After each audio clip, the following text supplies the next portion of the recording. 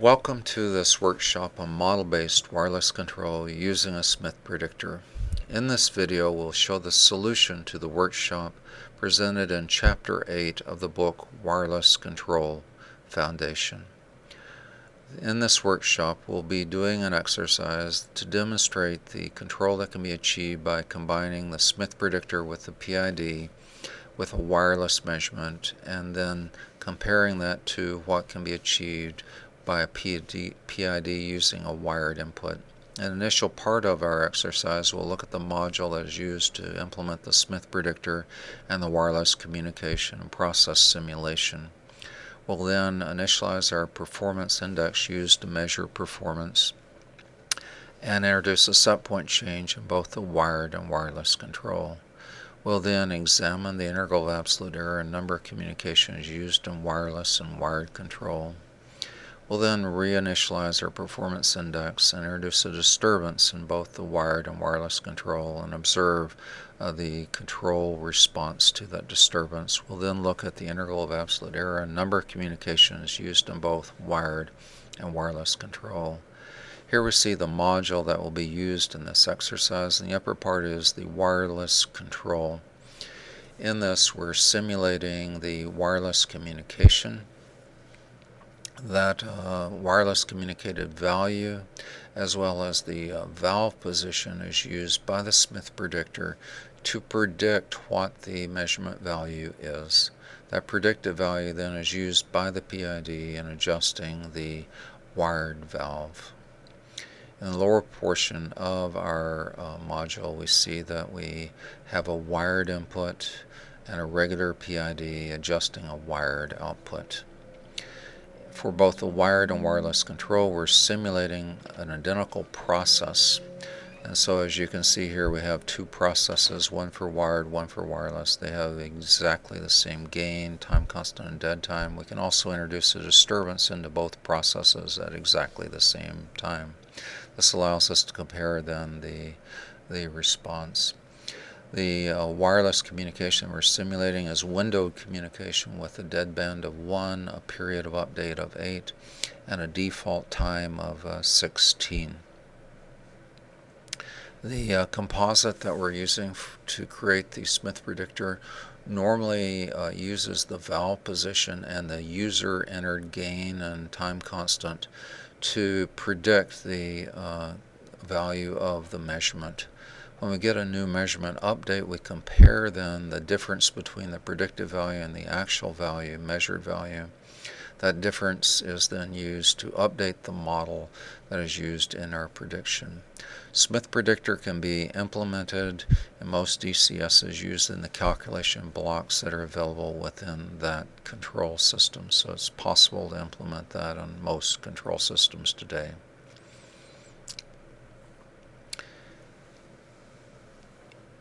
In our module, we are simulating the process that is used in wireless and control and wired control.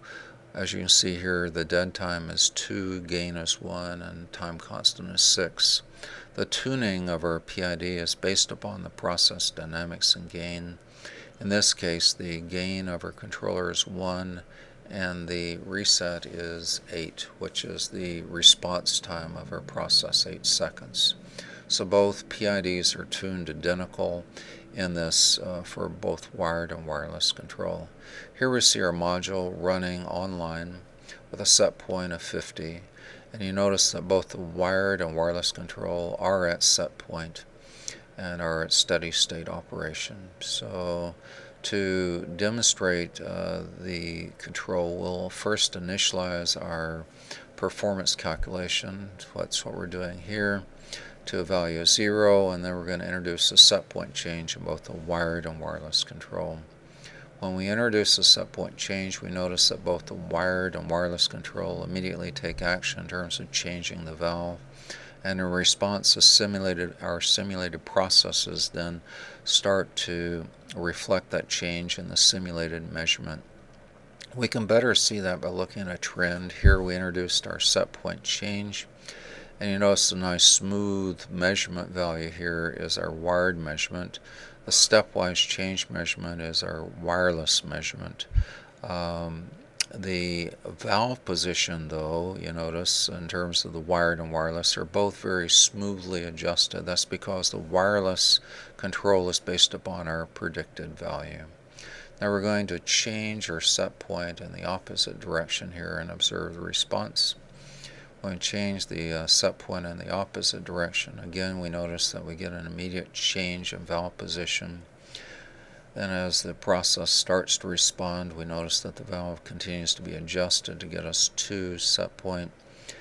We notice that there is a difference between the wired and wireless control initially, but as time progresses, the valve position for wired and wireless become identical, and the both wired and wireless control come to set point fairly quickly here.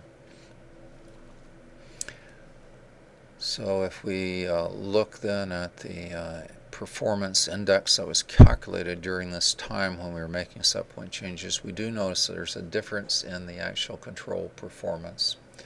However, if we look at the number of communications that were used, you notice we only used 9 in wireless communication. We used over 200 in the wired communication. A factor of 20 difference between the two, and yet we were able to do very effective control by combining the Smith predictor with a PID. We'll reset our performance calculation again, and in this case we're going to introduce a disturbance into both of our processes. So when we introduce our disturbance or unmeasured disturbance into a process, we notice that our control measurement starts to reflect that, and then our wireless control using the Smith predictor and the PID start to change the valve, as well as the PID using the wired measurement. With the wireless measurement, we notice there's a little bit of a delay in any response. That's because the wireless measurement is only being updated every 8 seconds, and therefore we don't take action until we see the change in measurement value. Once we see a change, we start taking action with the wireless control, and we notice that we immediately start to change our output. Longer term, both the control measurement and the valve are driven to the same values as the wired control. We've changed here the disturbance in the opposite direction. Again, the control must work to drive us back to set point, to get the control measurement back to set point. We notice there is a little bit of a delay in the wireless control just due to the infrequent update of the measurement, but as soon as the change in measurement is seen, then in our control we start to immediately take action.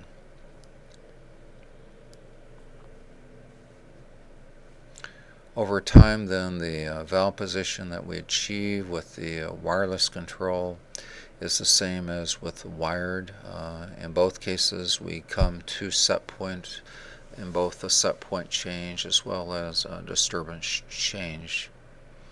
If we compare the control performance, we notice that the control performance using the Smith predictor is a little bit worse than with the wired PID. However, we only used 11 communicated values versus almost 300 communicated values for the wired control. This just demonstrates that by combining a Smith predictor with PID, that we can do a fairly effective job of control using our wireless measurement. One thing to be concerned about, though, is that with Smith predictor, a user must enter the gain, dead time, and time constant. If these are incorrectly guessed, then this can very much impact the quality of control that is achieved.